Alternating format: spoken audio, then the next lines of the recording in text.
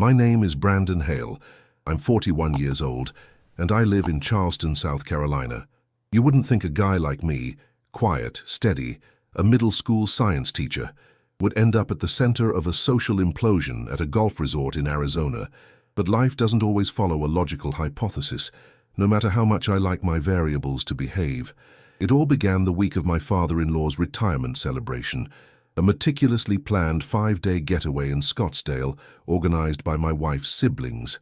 Or, as they like to remind me every time I offered a suggestion, the actual McKenna kids.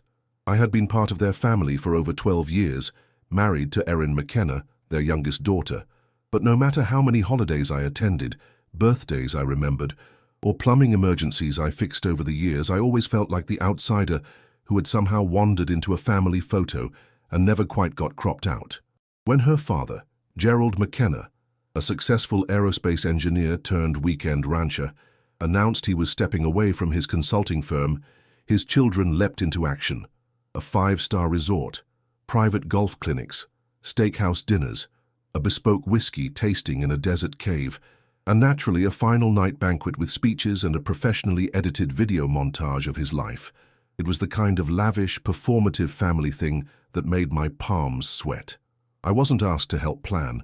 I wasn't even consulted on the date, which ended up landing right in the middle of the school year. I had to beg the principal for 3 personal days and promised to grade 87 lab reports on the plane. But Erin wanted me there. She always did her best to bridge the uncomfortable distance between me and the rest of her family. So I packed a garment bag, dusted off my one good pair of Oxfords, and flew out with her on a muggy Tuesday morning. I should have known something was off from the moment we arrived. Erin's brother Kyle, a financial analyst in Phoenix with a permanent Bluetooth headset, barely nodded in my direction when we checked in. Her sister Rachel offered a tight smile and said, "Oh wow, you actually made it," like I was the family dog that had learned to open the back door by itself. At dinner that night, we sat around a massive outdoor fire pit, while servers brought out artisanal flatbreads and drinks with dehydrated fruit in them. I reached for the cocktail menu, but Kyle was already ordering for everyone, handing me a drink I didn't want with a joke about how even the science guy can handle a Manhattan. Laughter rippled around the circle, and Erin chuckled, gently touching my leg under the table, a quiet apology only I would recognize. Over the next 2 days, the exclusion turned surgical. Tea times booked for just the family, group spa appointments where there suddenly wasn't enough space, a photo shoot scheduled during an excursion Erin and I had planned together, then rescheduled without telling me. They didn't say I couldn't be there. They just ensured I never was. I told myself not to overreact. I told myself to be the bigger person. But when Friday came, the day of the big banquet, I learned that sometimes being the bigger person means walking straight out the door. That morning, Erin was busy helping Rachel finalize table arrangements for the event. I volunteered to pick up her father's monogrammed cufflinks from a local jeweler they'd used for some last-minute engraving. When I returned to the resort, I passed the event room and peeked in, curious to see the layout. The venue coordinator was reviewing the seating chart with a staff member. I heard my name and froze. No seat for Brandon Hale, the coordinator was saying. The final list says 12, not 13. Just double-check the name tags and make sure his isn't out by mistake. The McKenna siblings were clear. This is a family celebration. The air felt like it had been sucked out of my lungs. I stepped back from the door quietly and walked away. My phone buzzed with a message from Erin. "Everything on track. Love you." I stared at the screen for a long moment. I knew she hadn't done this, not Erin, but she hadn't stopped it either. That was almost worse. I went back to our suite, sat on the edge of the bed, and stared out the window at the sprawling golf course below, perfectly green and artificial under the desert sun. A memory surfaced. Me, 3 years ago, on our porch at home, patching the wood railing after a storm. Erin's father had stopped by, watched me work silently for 5 minutes, then said, "You know, Brandon, not everyone's built for manual labor. You should let a pro handle that." Then he walked inside and poured himself my whiskey. I thought I'd buried that comment. I hadn't. That's when I made my decision. I didn't scream. I didn't storm. I made a list. A literal list. I'm a science teacher. I organize under pressure. Item 1, retrieve my personal booking confirmation from the front desk. Item 2, contact the banquet vendor directly. A quick call and a few professional questions later, I confirmed I'd been listed as the original guest contact for Erin's booking block. She'd used my email when she first reserved our room and had never changed it. Item 3, log into the vendor's system using the temporary guest login I'd created when they sent a pre-event survey, the one Rachel never bothered to delete. Item 4, open the catering tab. I didn't cancel anything, not right away. I'm not impulsive like that, I just made notes. Item costs, payment authorizations, deposit refund policies, liquor license ownership, backup contact methods. I built my plan like a controlled experiment, methodically, with minimal margin of error. I checked my watch. 5 hours until the banquet. Plenty of time. I left our suite without saying a word to Erin. She was still in one of the conference rooms with her siblings, discussing flower placements or the exact moment the retirement slideshow should play. I didn't need to interrupt that particular hive mind. Not yet. I headed to the front desk, where I asked for a printout of the original room reservation under my name. The receptionist hesitated, then handed it over when I showed my ID and email confirmation. It wasn't much, just a few sheets of paper, but it was proof. Proof that the McKennas had built their grand event on a foundation that still had my name in the concrete. They'd used me, right up until the point I wasn't useful anymore. Back in the business center, I logged into the guest portal.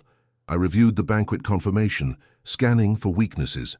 The deposit had been made in 2 parts, a $6,000 payment from Erin's account and a second transfer, smaller but essential, under my name.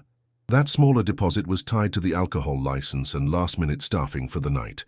Legally, that gave me partial ownership of the evening's logistics. My role was minor, but it was enough. Just enough. I stared at the screen for a long while before I did anything. I thought about my students, the ones who came to me when their lab partners left them hanging or someone mocked their project behind their back. I always told them to rise above it, stay focused, take the high road. But now I realized something else. Sometimes taking the high road just means letting people think they've won. That wasn't going to happen tonight. It started small. I logged a ticket requesting removal of the custom Scotch tasting setup, one that had been added just days ago as a surprise from the siblings. It hadn't been prepaid in full yet. With my authorization ID, the vendor paused the order pending new payment. Then I flagged the evening's audio-visual equipment as unauthorized under the event's secondary contact, me. Within minutes, a tech support representative confirmed that without verification from the primary contact, who by their system was me, they couldn't proceed with setup. Then I called in a favor. As luck would have it, one of my former students, now working in event tech support, was freelancing nearby and had posted a story on Instagram the night before about doing lighting at the same resort. I sent him a message. "Hey, you working the McKenna event tonight?" "Yep," he replied. "Retirement bash? Mind if I stop by and chat before it starts?" I asked. "Of course. What's up?" "Let's just say I might need you to dim the lights a little differently tonight," he replied with a laughing emoji and a thumbs up. It was almost too easy. The more I dug, the more I realized how careless the McKennas had been. They assumed that because I was quiet, because I preferred facts over flair, because I didn't carry myself like a corporate lion, I wouldn't notice when they erased me. But I had built my entire career on noticing the things no one else did, and now it was time to make them notice me. I still hadn't confronted Erin. I wasn't sure I even wanted to. Not yet. I needed to be certain of where she stood. Her text from earlier still hovered in my mind. Everything on track? Love you. It could have been innocent. It could have been complicity disguised as kindness. I didn't know anymore. By 5 p.m., I had executed every step of my plan except one. I returned to our room to change into my suit. Nothing fancy, just charcoal gray with a blue tie Erin had given me 2 Christmases ago. I checked the mirror. I looked like the kind of man who would smile politely while others toasted around him. The kind of man who would sit in the back row, nodding along, saying nothing. But not tonight. At 6:15, I received confirmation from the banquet manager. The staff was informed of the temporary suspension of certain items due to authorization issues. The event could proceed, but with interruptions, unless payment and ID validation were provided. I thanked her, then texted my student-turned-lighting tech a simple message. "Showtime at 7, watch for my cue." Then I waited. The banquet began precisely at 7 p.m. I made sure to arrive at 7:05, walking in through the main doors with the same guest badge every family member had received, mine hanging neatly from a lanyard around my neck. The venue staff greeted me politely. One of the assistants gave a small nod. She recognized me from earlier that day but said nothing. Loyalty comes in small gestures sometimes. Inside, the banquet room looked like a magazine spread. Soft amber lighting washed over cream tablecloths and gold accents. Gerald sat at the center table, beaming, already halfway through a glass of something expensive. Erin stood beside him, laughing as Rachel prepared to cue the start of the slideshow. There was no chair for me. I stood just inside the door, invisible again. Rachel spotted me first. Her mouth tightened, then opened as if to say something, but I beat her to it. I walked directly toward the head table, stopping only when I was squarely in front of them. The conversations around the room dulled, the kind of anticipatory silence that hits when something just stepped out of line. "Evening," I said, my voice steady. "Seems I missed the seat assignments." Rachel blinked. "Oh, we didn't think—" "No worries," I said, smiling. "I won't be staying. But before I go, I thought I'd mention something." Gerald looked confused. Kyle was already pulling out his phone. "I know you've all worked very hard on this," I said, glancing around, "and you've created a really beautiful event. But there's a small problem. You see, part of this evening was registered under my name. Technically, a piece of this celebration belongs to me." A ripple of confusion moved through the room. Erin took a step toward me.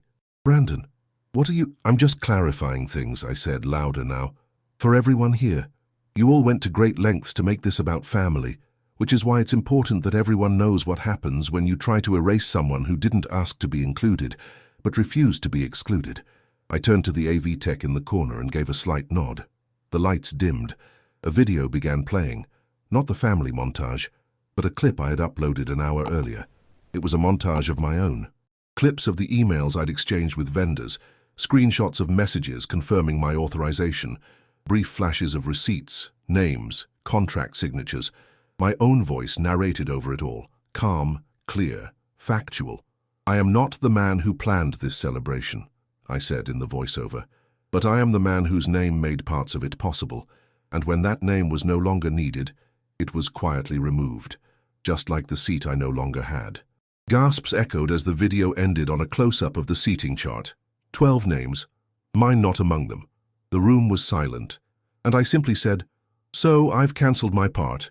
You're free to continue, if you can pay for the rest yourselves." I turned, walked out, and never looked back. Outside, the night air felt sharp and pure. I could hear the muffled sounds of confusion behind me, a mix of clinking glasses and rising voices. Erin didn't follow. Neither did anyone else. I had left the script, and in doing so, I had taken back control of the story they tried to write without me. As I walked across the gravel path behind the resort banquet hall, I felt the stillness settle in. It wasn't peace, not quite. It was the sort of clarity you get after a storm has passed, but before anyone has had time to assess the damage. I made my way to the small patio cafe on the edge of the golf course, sat down at a quiet corner table, and ordered a black coffee. The waitress gave me a polite smile, likely unaware that I had just detonated a social bomb across the lawn. For 10 minutes I simply sat there. No phone, no distractions, just me and the silence. Then it began. My phone buzzed with the first text. "Erin. Brandon, what the hell was that? Come back, we need to talk now." I didn't respond. Another from Kyle. "Dude, you're being childish. You just embarrassed everyone. Dad is furious." A third from Rachel. "You just made a huge mistake. I hope you're proud of yourself." I sipped my coffee. They weren't really angry about what I did. They were angry because I didn't play my role. The quiet husband. The side character in their curated narrative. I was never supposed to speak up. Never supposed to remind them that I existed in their story too. And what about Erin? Her silence after that one message spoke louder than anything. No call, no footsteps, no apologies. I had given her a window of truth, and she'd chosen to stay behind the curtain. By the time I finished my coffee, the notifications slowed down. I knew what would come next. Damage control. Gerald would try to pay off the vendors. Rachel would try to spin it. Kyle would make jokes. Erin might beg for privacy, but none of them would truly understand what had changed. Because I had. I returned to the room briefly, not to wait for Erin or argue, but to gather my things. My suitcase was where I'd left it, untouched. Her things still hung neatly in the closet. I paused for a moment, looking at her side of the dresser, the neatly rolled socks, her silver earrings in the little bowl she always brought when we traveled. It felt hollow now, like a scene left behind on a film set, once the cameras stopped rolling. I left a note on the desk. This didn't have to happen this way, but you let them decide who I was, and I'm finally deciding for myself. I called for a cab and headed to a nearby airport hotel I'd found online earlier. It wasn't luxurious, no champagne, no cactus-studded golf course, but it had clean sheets, quiet air conditioning, and a lock that only I controlled. As I settled into the plain but peaceful room, I opened my laptop. My mind was racing, not with regret, but with possibility. I thought back to the countless times I had suppressed myself to keep the peace. The conversations I swallowed, the invitations I waited for that never came, the tension that brewed beneath every holiday dinner when Gerald would find new ways to undermine me without ever raising his voice. And I remembered the first time Erin brought me to meet her family. Her father had greeted me with that firm 2-second too long handshake.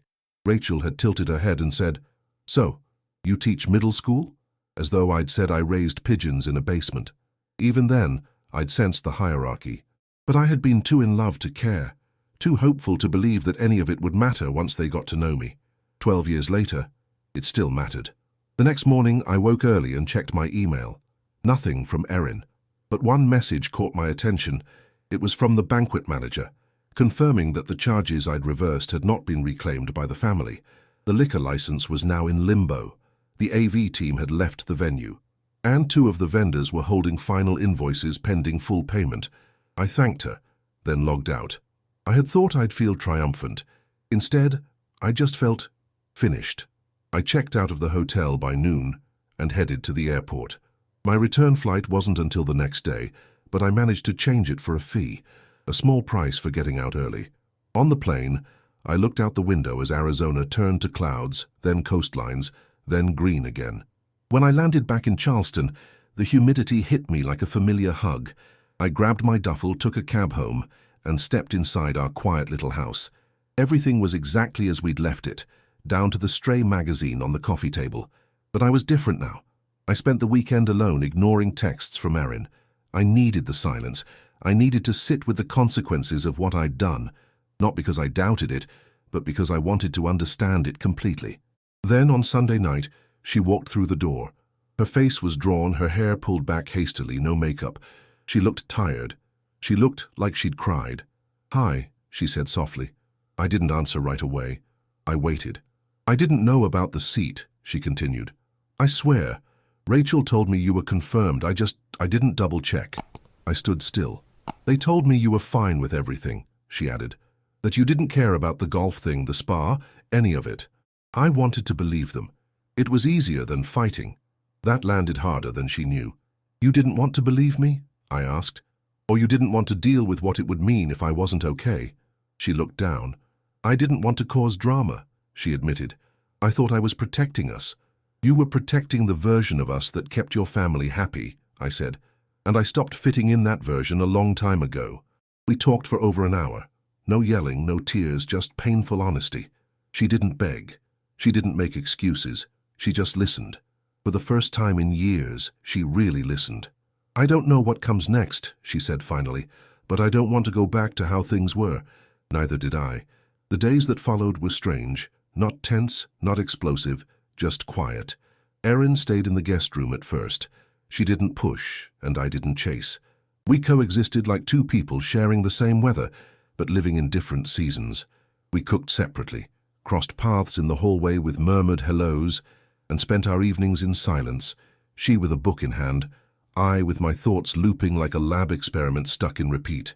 What surprised me most wasn't how angry I felt, but how light.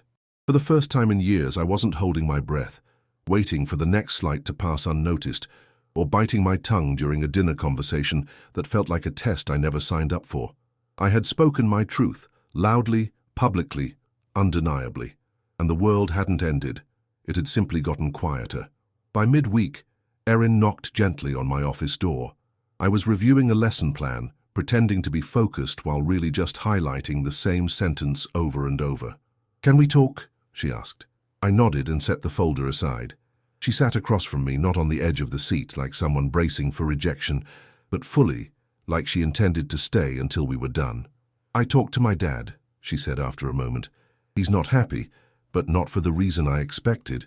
I raised an eyebrow. "Do tell." "He's embarrassed. Not about the scene, about what it exposed. He knew what Rachel and Kyle were doing, has known for years apparently, but he let them because that's just how they are. And he figured you could take it." That stung more than I expected. He figured I could take it. She winced. "I know how that sounds." "No, you really don't." She paused, then leaned forward slightly, voice softer now. "I didn't marry you because you could take it, Brandon. I married you because you see things no one else does, because you make people feel safe, because you don't raise your voice to be heard. You make space for others to speak. Except no one in your family ever made space for me," I said. "And you stopped trying." "I know," she said quietly. "I didn't realize how far I'd gone to keep the peace until I watched you walk away from it." That line landed. It wasn't an apology. It was a confession, and that mattered more. "I'm not asking for a clean slate," she added. "I know that's not realistic, but I'm asking if we can rebuild. From here. From truth. No more pretending." I didn't answer right away. I just looked at her. This woman I had loved fiercely once, and still did, in a way that was more weathered than warm. We'd been through a small war together, and I wasn't sure yet if we were survivors or strangers. "I need time," I said finally. "And not the kind where we wait in silence and hope it fixes itself. I need actual space, for me, to figure out who I am outside of your family's story." She nodded slowly, eyes wet but steady. "Then I'll give it to you." And she did. She moved out 3 days later. Not far, just a furnished apartment downtown near the water. She took only what she needed, left me a note thanking me for my honesty, and promised to give me the time I asked for. In her absence, the house didn't feel lonely. It felt open. I rearranged furniture, took long walks, cleaned the garage. One afternoon, I even pulled out my old guitar, the one I hadn't touched since we moved in together. I played for an hour straight, fingers stumbling through forgotten chords, surprised to feel something stir that I hadn't in years. Freedom. The emails from her family came eventually. Kyle sent a terse line about being sorry things got weird. Rachel never reached out at all. Gerald wrote me a 3-paragraph message that read more like a resignation letter than an apology. He admitted that he'd allowed a culture of exclusion in the family, thinking it was harmless, even traditional. He admitted I had never done anything wrong, and that maybe that was the problem. I didn't fit because I didn't play the game. I never responded. Instead, I started to write something else. My own story. Not just figuratively. I opened a blank document and began typing it all out. From the first dinner where Rachel made me feel like an afterthought to the night I took control in that banquet hall. I didn't know if it was a book or a blog or just a form of therapy, but it helped. Each sentence was a reclamation, each paragraph proof that I existed fully, not just in the margins of someone else's narrative. I also started showing up differently at school. I spoke up in staff meetings. I took over planning for the science fair instead of waiting to be asked. I started mentoring a student who'd been quietly slipping through the cracks. It was like some part of me had been plugged back into the wall after years of flickering dimly.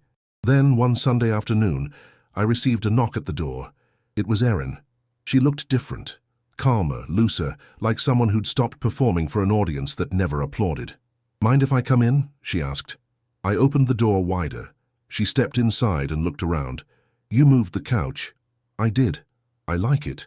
We sat across from each other again, like that night in my office, but this time with less weight, less fear. "I've been going to therapy," she said, "for the first time in my life."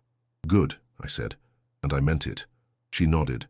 "I've realized I built my whole identity around keeping people happy, around smoothing edges, covering discomfort, and I married the one person who made me feel like I didn't have to do that.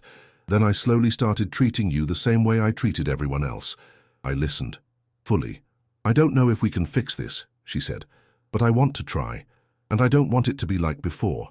I want to build something new, from scratch, with you. Or not, if that's what you decide." I looked at her for a long moment. "I'm not ready to decide," I said honestly, "but I'm willing to see." That was enough for now. The weeks that followed weren't romantic or dramatic. They were human, messy, slow, and filled with moments that didn't always lead anywhere. Erin and I started meeting once a week, sometimes for coffee, sometimes for walks around the park near where she lived. We didn't call them dates. We didn't put a label on anything. We just talked, like people who'd finally taken their masks off after years of trying to be the version of themselves that others expected. One evening, sitting on a bench as the sun dipped behind the old oaks, she told me something that stopped me cold. "You know that slideshow from the banquet?" she said, watching a couple toss a frisbee across the field. "It never played." I looked at her, unsure of what she meant. "After you left, after the lights came back up, the staff said there was an issue with the system, something about a permissions lockout. And then, when they tried to reboot it, the file was gone." I blinked. "I didn't delete it." She smirked. "I know. I asked the tech guy. He said the file had been corrupted by accident. He was apologetic, and no one had a backup. Apparently not." She turned to me with a small smile. "You kind of, wiped the whole show clean." I let out a low, surprised laugh. "That's not what I intended." "No," she said, "but maybe it's what needed to happen." It struck me then how much of our lives we spend preparing for moments that don't happen the way we imagined. All that effort, all that polish. And in the end, it's the one unscripted act that reshapes everything. Back home, I found myself reflecting on the deeper current that had always flowed beneath my life with Erin. I loved her. I always had. But for too long I'd been loving from the sidelines, waiting for space to be made instead of taking it for myself. My quietness, my patience, my capacity to endure, these weren't weaknesses, but they had become a kind of hiding place. And now I wasn't willing to live in the margins anymore. At school I was offered the role of lead science curriculum coordinator for the district, a position I hadn't applied for, but one my principal said I had more than earned after years of going above and beyond. I said yes, not because it would impress anyone, but because I knew I was ready. I also kept writing. The story I had started after the banquet turned into something bigger, more personal, more layered. It wasn't just about that night anymore. It was about all the moments before it. All the times I'd swallowed my discomfort to make others more comfortable. All the times I'd mistaken silence for strength. And it became about what came after too. The rebuilding, the reckoning, the slow, imperfect return to self. Erin read the first draft. She cried. Not because it painted her badly, it didn't. I had written with honesty, not cruelty, but because it helped her see what I'd lived, not just what I'd said. One Sunday morning, as we sat on my porch drinking coffee, 2 chairs, 1 silence, we had the conversation we both knew was coming. "I want to move back," she said quietly, "but not into this house. Not yet. I want to move forward, with you, into something new. A new space, a new rhythm, one we build together." I considered her words. The old me might have jumped at the offer, but I wasn't that man anymore. I needed to make sure this wasn't just guilt or nostalgia speaking. "I think we should try," I said, "but slowly, on our terms, and no more bending ourselves into someone else's version of happiness." She nodded. "Deal." We agreed to look for a new place together, something small, simple, close to both our jobs. We agreed to couples counseling. We agreed to be honest, even when it was uncomfortable. And most of all, we agreed to be partners, not performers in a family drama that never deserved our energy to begin with. The news of our reconciliation didn't sit well with Rachel or Kyle. Erin didn't care. She'd finally stopped treating their approval like currency. Her father was more subdued. He apologized to me in person one afternoon, a quiet conversation over iced tea on our new back deck. He didn't say much, but he said enough. "I misjudged you," Gerald said, his voice thick with something he wasn't used to showing. "You were always in the room. I just never looked close enough." I accepted the apology, not for him, but for me, because I didn't want to carry the weight of someone else's blindness anymore. As the seasons turned, Erin and I settled into a life that felt real for the first time. There were still moments of friction, times when we fell into old habits or stumbled over communication, but now we noticed, we corrected, we grew. One evening, months later, as we cooked dinner together in the kitchen of our modest new home, she turned to me and said, "You know what I realized?" I looked up from the cutting board. "What?" "You didn't blow up the banquet to hurt anyone. You did it to save yourself." I nodded. "And maybe to finally be heard." She leaned in and kissed me gently. "Well," she said, "message received." It's funny how the moments you think will break you are often the ones that remake you entirely. Looking back now, I don't regret what happened at that resort in Arizona. I don't regret the decision to walk out of that banquet, or the disruption I caused, or even the silence that followed, because that silence made room for something new, something better, not just in my marriage, but in myself. For the first time in over a decade, I stopped shrinking to fit into rooms that didn't want me. I stopped asking for permission to belong. I realized that sometimes the most powerful thing you can do isn't to shout or argue or beg to be seen. It's to calmly, clearly, and with full presence say, "I will not be erased." And that changes everything. Erin and I didn't return to the version of us that existed before the banquet. That version no longer fit. What we built instead was more grounded, more intentional, and more mutual. She stopped living for her family's expectations. I stopped living beneath my own. And somehow, in the space where we were finally honest, we found each other again. Not in grand gestures or emotional declarations, but in the quiet, consistent work of showing up. At school, my new role allowed me to support other teachers across the district, helping build science programs that engage students in ways I never imagined. I became a mentor, not just to kids, but to colleagues too. And when I spoke at our district's annual education summit about emotional resilience in the classroom, I shared my story. Not the banquet, not the family drama, but the personal evolution that came from refusing to stay silent when it mattered most. After my talk, a teacher came up to me and said, "I've never heard someone describe invisibility like that. You put words to something I've carried for years." That was when I realized my story wasn't just mine. It belonged to anyone who's ever sat at a table and felt like their chair was optional. And now maybe that includes you. Before I go, I want to talk to you, the person watching this. Maybe you've been Brandon in your own story. Maybe you've felt left out, overlooked, or made small by the people who were supposed to lift you up. Maybe you've been waiting for someone to notice that you're tired of playing a role you never auditioned for. If that's you, I want you to hear this clearly. You don't need to wait for permission to take up space. You matter. Your voice matters. And sometimes the most courageous thing you can do is step out of the script someone else wrote for you and write your own. If this story resonated with you, I hope you'll consider subscribing to the channel, not just to support more content like this, but to become part of a community that sees people fully, flaws, scars, strength, and all. We're not here to pretend everything's perfect. We're here to tell the truth, to grow, to connect, and to heal. Share your story in the comments. Have you ever been excluded by people who were supposed to care about you? What did you learn? How did you find your way back to yourself?